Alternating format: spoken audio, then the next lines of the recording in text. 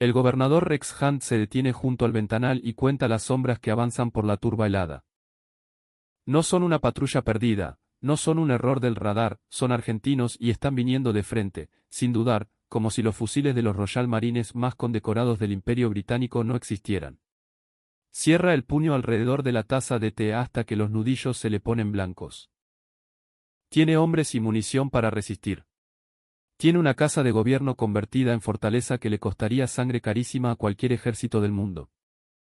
Tiene a los soldados de élite de su majestad, hombres que han luchado en todos los rincones del globo sin retroceder un centímetro, y aún así, algo dentro de él se quiebra. Los comandos argentinos no se detienen, no se desvían, avanzan como quienes ya han visto el infierno y le han ganado la pulseada. Hunt baja la taza lentamente. La decisión que va a tomar en las próximas horas va a sacudir hasta los cimientos del propio orgullo británico. Si querés saber qué hizo que un gobernador imperial y el comandante de los Royal Marines bajaran las armas ante soldados que vinieron del sur del continente, suscríbete ahora y contanos en los comentarios desde qué ciudad y país nos estás mirando. Rex Hunt no es el tipo de hombre que pierde el sueño. Años de servicio diplomático en los puestos más hostiles del planeta le enseñaron que el miedo es un lujo que los representantes del imperio no se pueden permitir. Pero en aquella noche helada del 2 de abril de 1982, se queda sentado en el sillón de madera de su despacho, con el mapa de las islas desplegado sobre la mesa y los ojos fijos en un punto que no existe. El informe de inteligencia, frente a él, dice lo que se niega a creer. Los argentinos tomaron el aeropuerto. Cortaron el camino a Moody Brook. La última ruta de escape o de refuerzo de Puerto Argentino acaba de desaparecer. Hace 3 semanas, cuando los primeros rumores de una posible acción militar argentina llegaron a Londres, Hunt los escuchó y los descartó con una sonrisa condescendiente. Soldados del tercer mundo, dijeron los analistas del Foreign Office, sin experiencia en operaciones anfibias complejas, sin tradición de guerra moderna. Él asintió y volvió a mirar los informes sobre la producción de lana. Ahora, con el cerco sellado por los 4 costados, se da cuenta de que subestimó cada palabra de aquel reporte. Los argentinos no vinieron a intentar, vinieron a recuperar lo que es suyo. El mayor Mike Norman, comandante de la guarnición de Royal Marines, empuja la puerta del despacho y deposita un vaso de whisky sobre la mesa sin decir nada. Un hombre duro, forjado en 1000 batallas, con una mirada de acero y la convicción inquebrantable de la superioridad británica. Norman ha sobrevivido a emboscadas en Irlanda del Norte y a selvas en Borneo, pero al salir del despacho, mira hacia atrás una fracción de segundo, como quien siente que el viento helado del Atlántico Sur ha cambiado de dirección para siempre. Hunt ve esa mirada y entiende que no es el único que lo ha notado. La Fuerza de Defensa de las Islas Malvinas tiene poco menos de un centenar de Royal Marines, la élite de la élite. Munición para resistir un asedio. Posiciones defensivas bien preparadas en la casa de gobierno. Sobre el papel, es una fuerza capaz de vender carísima cualquier agresión. Hunt conoce esos números de memoria. Los repite mentalmente como quien reza, no por fe, sino por necesidad. Los números son lo único que todavía tiene sentido en esa noche que se desmorona. A las 10 de la noche, el teniente Miss entra al despacho con la expresión de quien acaba de ver un fantasma. Sirve bajo las órdenes de Norman desde hace 2 años, desde los entrenamientos en Escocia. Y el gobernador ha aprendido a leer cada línea de su rostro. Ahora, ese rostro dice, estamos perdidos. Mitch extiende el mapa sobre el que ya está abierto y señala una serie de puntos alrededor de Puerto Argentino. Los buzos tácticos argentinos tomaron la península de Camber en un asalto nocturno impecable, sin un solo disparo de alerta. Los comandos anfibios desembarcaron en York Bay, el flanco que ningún manual de tácticas británico recomendaría por su exposición, y avanzaron hacia el pueblo antes de que la defensa pudiera siquiera reorganizarse. Hunt mira los puntos en el mapa durante un largo rato. Luego pregunta cuántas bajas han sufrido los argentinos. Mitch duda antes de responder. Ninguna, señor. No han disparado a matar. Sus órdenes parecen ser evitar nuestras bajas a toda costa. Hunt no responde. El frío en el despacho ya no viene de la ventana. El capitán de corbeta Pedro Giachino es de Mendoza, de la tierra del sol y del buen vino. Nunca había sentido un frío tan penetrante como el de esta noche malvinense. El viento corta la cara, te cala los huesos y parece susurrar historias de viejos naufragios. Pero Giacchino aprendió a moverse en este terreno. Aprendió a usar la oscuridad como un aliado. Aprendió que la noche en las Malvinas protege a quien sabe escucharla. En ese momento, Giacchino está a menos de 800 metros de la casa de gobierno, y ni Hunt ni Norman lo saben. El cerco no ocurrió de golpe. Fue tejido en horas, movimiento por movimiento, como quien ajusta lentamente un nudo que el enemigo todavía no se da cuenta que tiene en el cuello.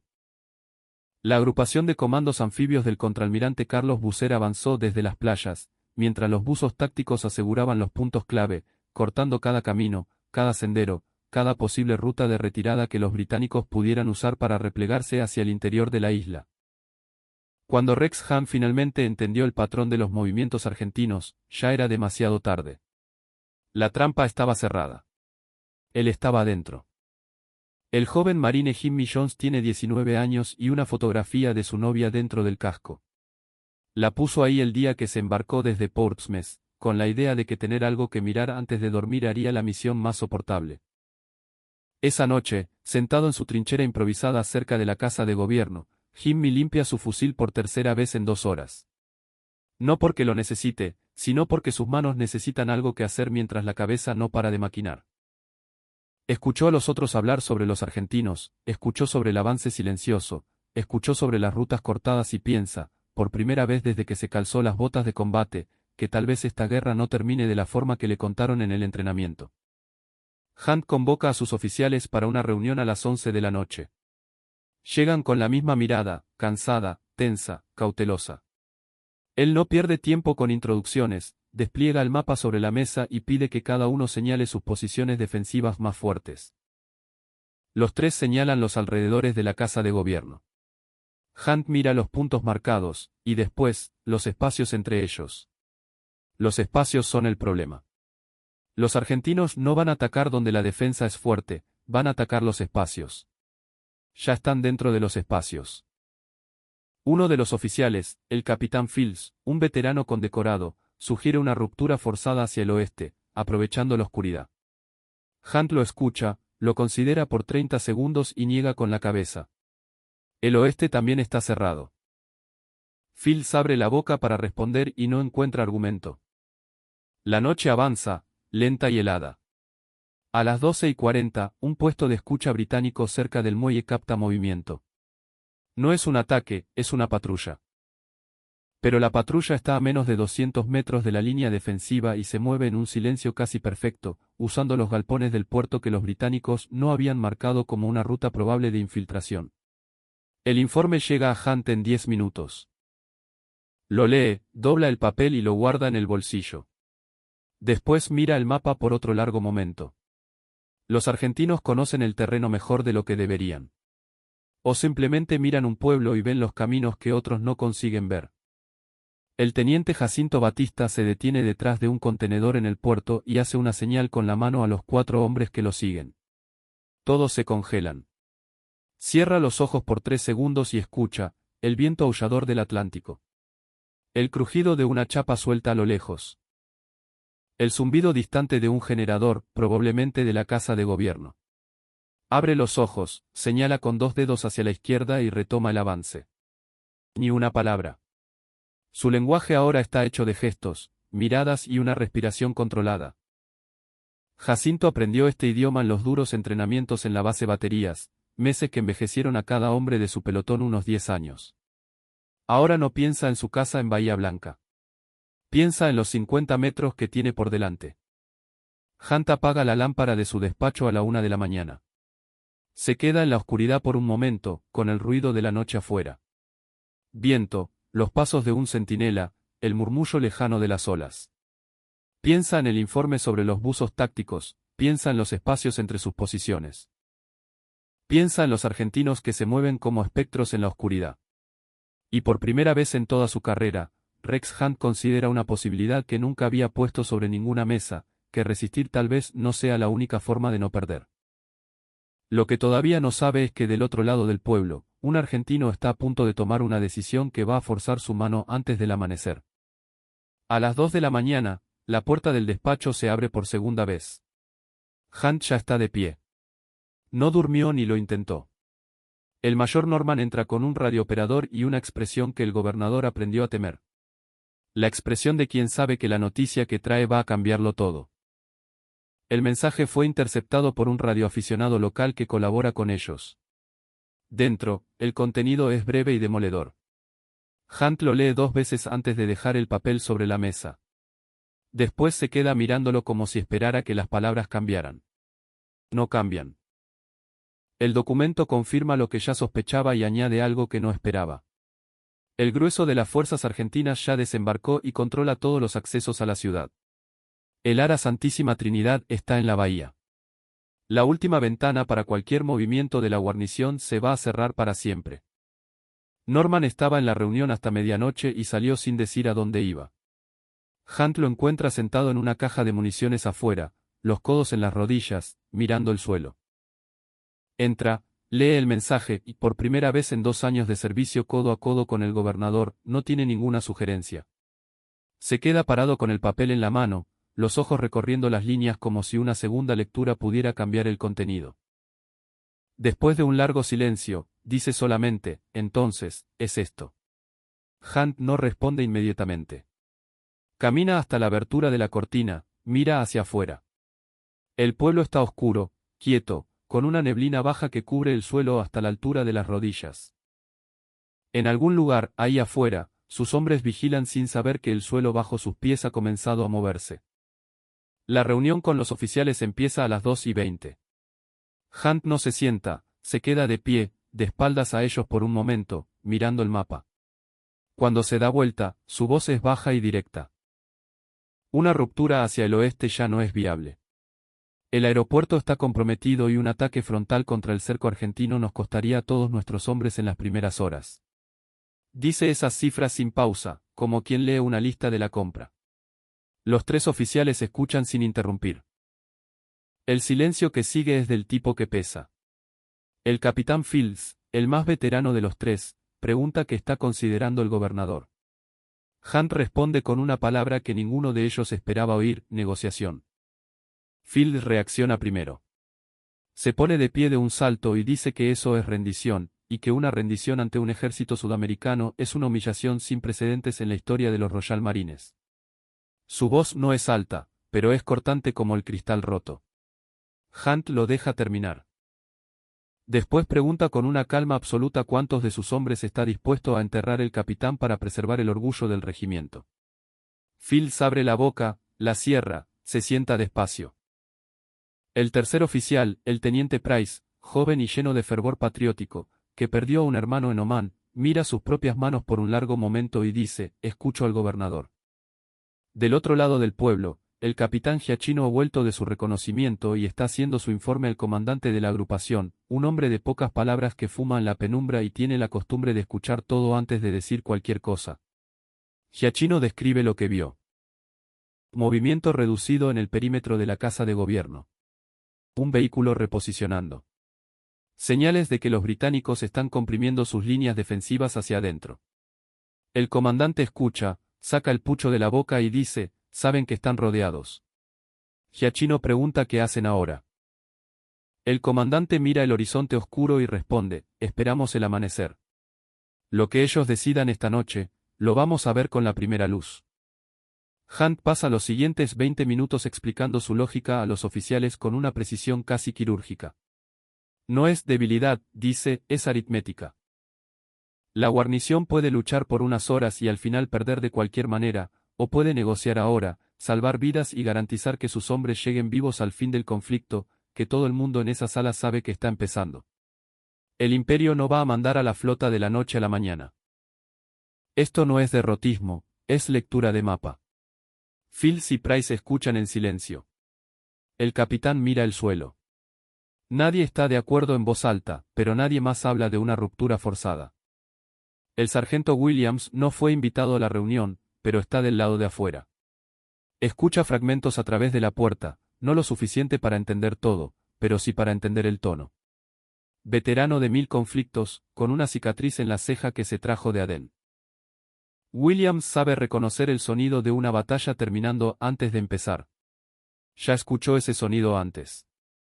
Es un sonido quieto, es la ausencia de un plan. Es el silencio de hombres inteligentes que dejaron de fingir que hay una salida. Williams enciende un cigarrillo, se sienta en el suelo frío y espera. A las 3:15, Hunt toma su decisión. No la anuncia con un discurso, simplemente se sienta, toma una hoja en blanco y empieza a redactar. Las palabras salen despacio, elegidas con el cuidado de quien sabe que serán leídas por historiadores o por nadie, dependiendo de cómo transcurran las próximas horas. Escribe la oferta formal de negociación dirigida al comando argentino. Firma con su nombre y cargo, dobla la hoja, se la entrega a Norman sin decir una palabra. Norman mira el sobre por un segundo, después sale sin preguntar nada. Jimmy Jones todavía está en su trinchera en el perímetro este cuando un mensajero pasa corriendo por la línea. No sabe lo que el hombre lleva. No sabe que su comando acaba de dar un paso que va a cambiar el destino de todos ellos. Jimmy está pensando en la foto de su novia, en una calle de Portsmouth, en un olor a pasto recién cortado que a veces se le aparece en los sueños entre una guardia y otra. La guerra tiene ese efecto. Encoge el mundo hasta que cabe en una trinchera, en una fotografía, en un olor que la memoria se niega a soltar. Reajusta el fusil en su regazo y mira hacia el pueblo oscuro.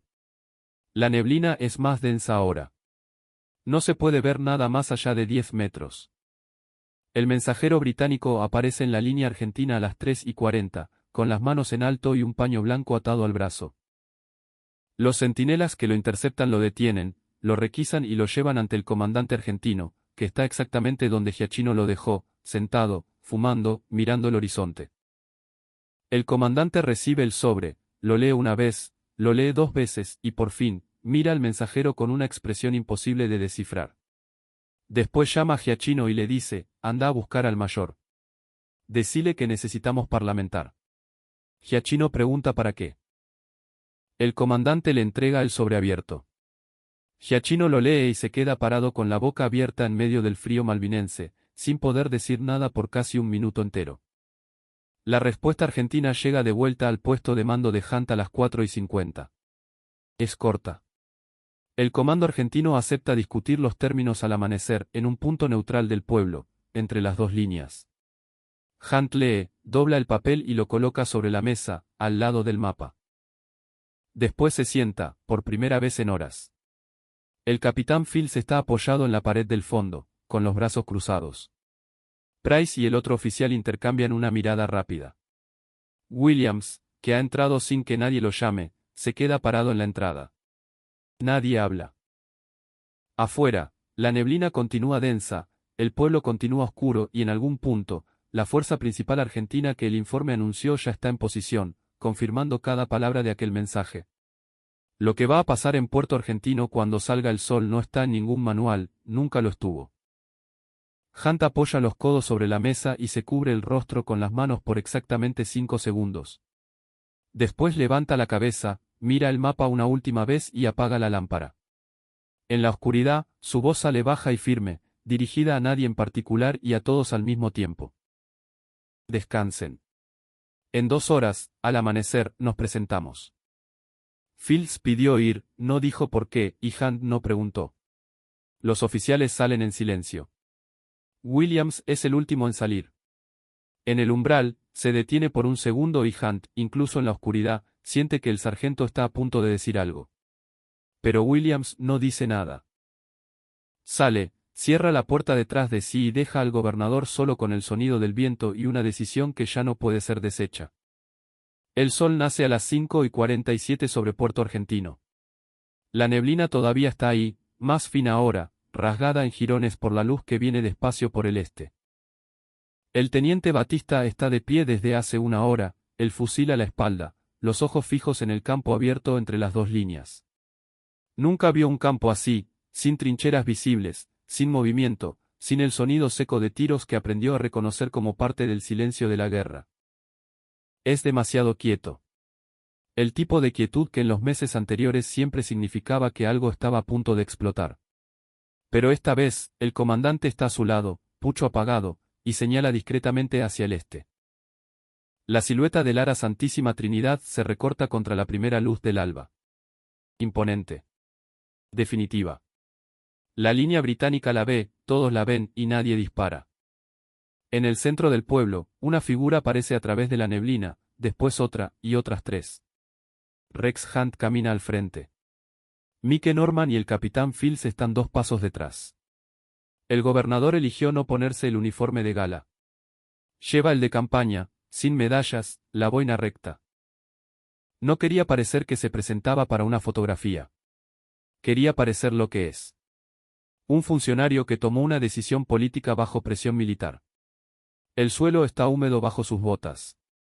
A cada paso, siente el peso de lo que está haciendo. No con arrepentimiento, sino con la conciencia plena de quien sabe que este momento existirá para siempre, de una forma u otra, en la memoria de los hombres que están despiertos ahora en sus posiciones, esperando saber si van a sobrevivir al día. El capitán de fragata Alfredo Pérez tiene la voz grave y el hábito de hablar menos de lo que piensa. Fue él quien el comando argentino eligió para conducir la negociación, no porque fuera el de más alto rango presente, sino porque tenía el temperamento justo. Firme sin ser agresivo, preciso sin ser frío. Pérez avanza por la calle principal con 3 hombres a su lado y un traductor detrás. Cuando los 2 grupos se encuentran en el medio del campo, la distancia entre ellos es de menos de 3 metros. Hunt se detiene.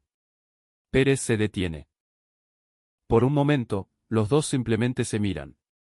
Un gobernador británico de 51 años y un oficial de la Armada Argentina de 40 en medio de un pueblo malvinense, con la neblina deshaciéndose a su alrededor, como si el propio escenario supiera que ese momento necesita claridad. Hunt habla primero. El intérprete traduce frase por frase, despacio. El gobernador dice que tiene a los mejores hombres del imperio, munición suficiente para resistir y que ha elegido no usarla. Dice que quiere garantías de un tratamiento adecuado para su tropa. Dice que sus heridos necesitan acceso médico inmediato. Pérez escucha todo sin interrumpir. Cuando Hunt termina, el capitán se queda en silencio por algunos segundos, no por duda, sino por el tipo de pausa que demuestra que cada palabra fue escuchada de verdad. Después responde, las garantías serán cumplidas. Todo hombre que deponga las armas será tratado conforme a las convenciones de Ginebra y devuelto a su país a la brevedad. La patria no viene a matar británicos, viene a recuperar su tierra. Hunt extiende la mano. Pérez la estrecha. Desde una ventana a 200 metros, el teniente Batista asiste a ese apretón de manos y todavía no puede creer lo que está viendo.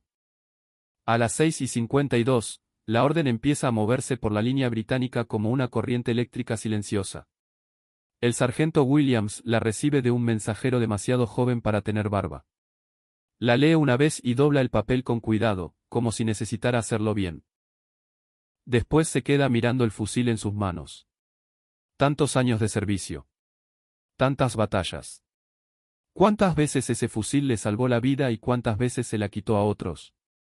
Lo deposita en el suelo con una lentitud casi ceremonial. El soldado a su lado lo observa, después hace lo mismo, después el siguiente, después otros 10. El sonido es diferente de lo que Williams esperaba. No es ruidoso. Es una serie de pequeños clics metálicos repetidos a lo largo de los metros de la línea defensiva, como una música extraña que nadie ensayó pero todos conocen la letra. Jimmy Jones está en su trinchera del perímetro este cuando llega la orden. Lee el papel, saca la fotografía de su novia del casco y la guarda en el bolsillo del pecho. Después sale de la trinchera despacio, el fusil en alto con las 2 manos, y camina en dirección a la línea argentina. Los 2 soldados que lo reciben son de Corrientes, jóvenes como él, de ojos oscuros, expresión seria pero no hostil. Ninguno de los 2 habla inglés. Jimmy no habla español.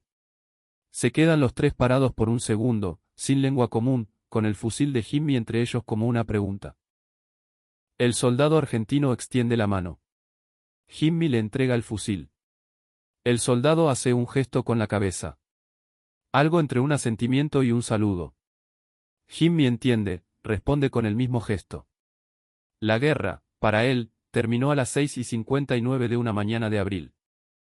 El proceso lleva 4 horas.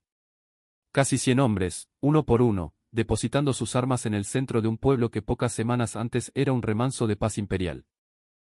Los soldados argentinos los reciben en un silencio organizado, sin gritos, sin provocaciones, sin el tipo de humillación que los hombres de Hunt esperaban y que algunos, en secreto, creían merecer. El teniente Batista pasa la mañana entera en esa tarea, orientando la fila, chequeando nombres, garantizando que los heridos sean separados para atención inmediata. En determinado momento, un sargento británico viejo, de unos 50 años, rostro curtido, andar lento, se para delante de él y le dice algo en inglés que Batista no entiende. Un compañero traduce, pregunta de dónde sos. Batista responde, de Bahía Blanca. Argentina. El hombre repite la palabra, Argentina, despacio, como quien prueba el sonido. Después asiente con la cabeza y sigue su camino. Pérez firma los documentos formales a las 11 de la mañana, en una mesa improvisada con una puerta arrancada de una casa abandonada y apoyada sobre dos cajones. Hunt firma justo después, con la misma lapicera, sin ceremonia. Los dos documentos son idénticos en contenido y opuestos en significado. Para uno, el fin de una ocupación.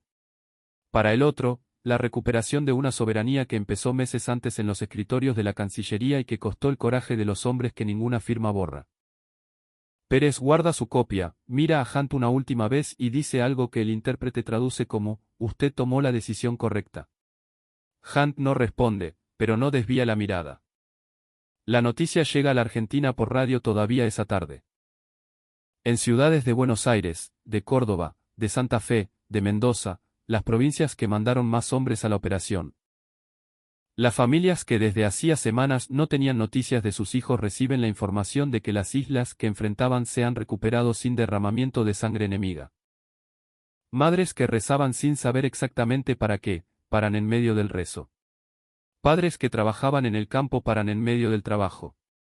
El país que mandó a sus soldados a recuperar una parte de su propio territorio, con la certeza de por qué lo hacía, descubre esa tarde que volverían. La mayoría de ellos, al menos. Los que quedaron para siempre en la tierra malvinense ya eran memoria, pero los que sobrevivieron vendrían a casa. En las islas, la historia corre diferente. Los kelpers, agricultores, viejos, niños que crecieron bajo la Unión Jack, asisten a la rendición desde una ventana, desde una colina, desde un camino de tierra. Una mujer mayor de nombre Agnes, que perdió a su marido en la Segunda Guerra Mundial, observa la fila de soldados británicos siendo recibidos por los argentinos y después entra a su casa, se sienta a la mesa de la cocina y se queda quieta por un largo tiempo. Cuando su nieta le pregunta qué está pensando, ella responde que los argentinos vinieron de muy lejos para hacer algo que los que estaban más cerca no se animaron a hacer. La nieta no entiende del todo, pero guarda la frase. Décadas después, cuando sea vieja, le contará esta historia a sus propios nietos, y usará exactamente las mismas palabras. Hunt es llevado al aeropuerto a las 2 de la tarde. Antes de subir al avión que lo transportará, se detiene un momento y mira hacia atrás, hacia el pueblo, hacia las colinas, hacia el lugar donde sus hombres depositaron las armas esa mañana. Norman está a su lado. Fields un poco más atrás. El mismo Fields que pidió ser testigo y que ahora no dice una palabra. Ninguno de los tres habla. El gobernador mira el tiempo suficiente para grabar la imagen, no como victoria ni como derrota, sino como un hecho que ocurrió y que ninguna narrativa futura podrá borrar.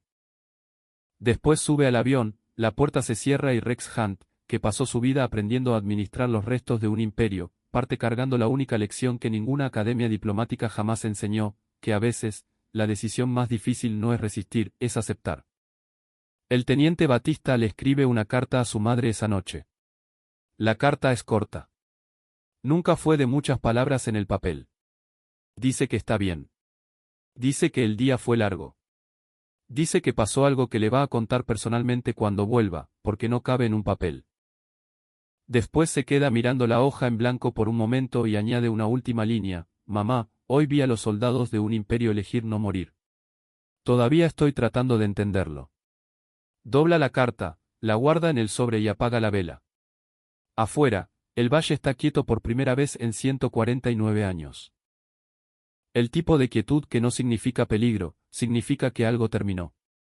Batista cierra los ojos y, por primera vez desde que llegó a las Malvinas, duerme sin sobresaltos en medio de la noche. Los soldados de élite de un imperio eligieron no morir. No porque tuvieran miedo, sino porque un gobernador miró el mapa, miró a sus hombres y decidió que el coraje también puede significar parar.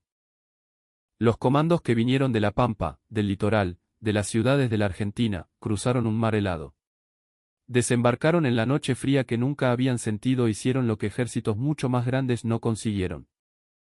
Cerraron el cerco sin dejar salida, y cuando el enemigo extendió la mano, la estrecharon de vuelta.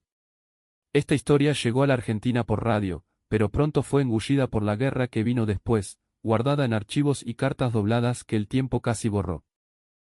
Y merece ser contada en voz alta para que todo el mundo la escuche. Si llegaste hasta acá, ya sabés lo que nuestros comandos hicieron en esa madrugada malvinense. Ahora, compartí este vídeo con alguien que todavía no lo sabe. Suscríbete al canal, activa la campanita y déjanos en los comentarios desde qué ciudad y país nos estás mirando. Y si querés sumergirte todavía más profundo en esta historia, anda al comentario fijado. Hay un contenido escrito esperándote con detalles que no caben ni en 30 minutos de vídeo.